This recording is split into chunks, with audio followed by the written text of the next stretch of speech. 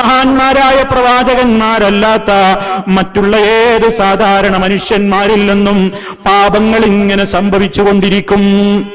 അത് മനുഷ്യന്റെ പ്രകൃതാണ്. അങ്ങനെ പാപങ്ങൾ സംഭവിച്ചു കഴിഞ്ഞാൽ നാം എന്താണ് ചെയ്യേണ്ടത്? നിരന്തരം മനുഷ്യനോട് ആവശ്യപ്പെടുന്നത് ഇസ്തിഗ്ഫാർ വർദ്ധിപ്പിച്ചുകൊണ്ടിരിക്കണം. അസ്തഗ്ഫിറുല്ലാഹ്, അല്ലാഹുവേ നിന്നോട് ഞാൻ അസ്തഗ്ഫിറുല്ലാഹ്, അല്ലാഹുവോട് ഞാൻ പൊറുക്കലിനെ തേടുന്നു എന്നാണ് അതിന്റെ മഅന. അതാണ് അതിന്റെ ആശയം. അസ്തഗ്ഫിറുല്ലാഹ് എന്നത് ഏതെങ്കിലും ഒരു പാപം ചെയ്ത നേരത്ത് മാത്രമല്ല നമ്മോട് ചൊല്ലാൻ പറഞ്ഞിട്ടുള്ളത്. നോക്കൂ, ദിനേന നമ്മൾ 5 നേരം നമസ്കരിക്കാൻ കൽപ്പിക്കപ്പെട്ടവരാണ്.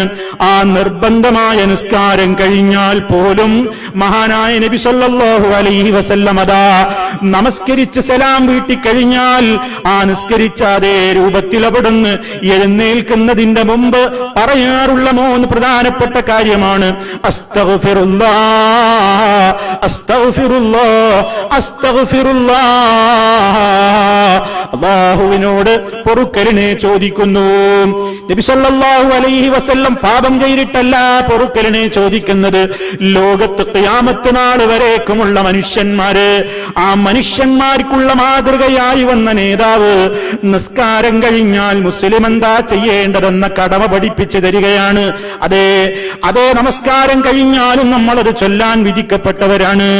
ഹജ്ജിന്റെ കർമ്മങ്ങൾ കഴിഞ്ഞിടത്തുള്ള പറയുന്നുണ്ട്, ഫൈദാ ഫളതും മിൻ അറഫാത്തിൻ ഫദ്കുറുല്ലാഹ ഇൻദൽ മശ്അരിൽ ഹറാം.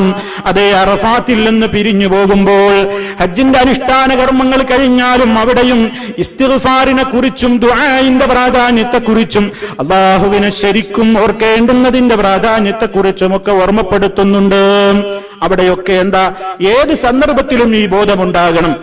ഒരു തെറ്റും ചെയ്യാതിരുന്നിട്ടും മഹാനായ നമ്മുടെ നേതാവിന്റെ പതിവ് സ്വഹാബാ കിറാം റളിയല്ലാഹു അൻഹും പറയുന്നുണ്ട്, കുന്നാ നഉദ്ദു ലിറസൂലില്ലാഹി സ്വല്ലല്ലാഹു അലൈഹി വസല്ലമ, അല്ലാഹുവിന്റെ റസൂലിന്റെ കാര്യത്തിൽ പലപ്പോഴും ഒരു വേദിയിലിരുന്ന് അവിടത്തോട് കൂടെ ഞങ്ങൾ ചെലവഴിക്കുമ്പോൾ നബി സല്ലല്ലാഹു അലൈഹി വസല്ലം പലപ്പോഴും ഒരു 100 തവണയെങ്കിലും റബ്ബിഗ്ഫിർലി വതുബ് അലയ്യ ഇന്നക അൻതത് തവ്വാബുർ റഹീം, എന്നോട് പൊറുക്കണേ രക്ഷിതാവേ, കരുണ ചെയ്യണേ രക്ഷിതാവേ, തൗബ സ്വീകരിക്കണേ രക്ഷിതാവേ, നീയാണല്ലോ എല്ലാം പൊറുക്കുന്നവൻ, നീയാണല്ലോ ഏറെ പശ്ചാത്താപം സ്വീകരിക്കുന്നവൻ, നീയാണല്ലോ ഏറെ കരുണ ചെയ്യുന്നവൻ എന്നിങ്ങനെ അവിടുന്ന് പറയാറുണ്ട്. അതേ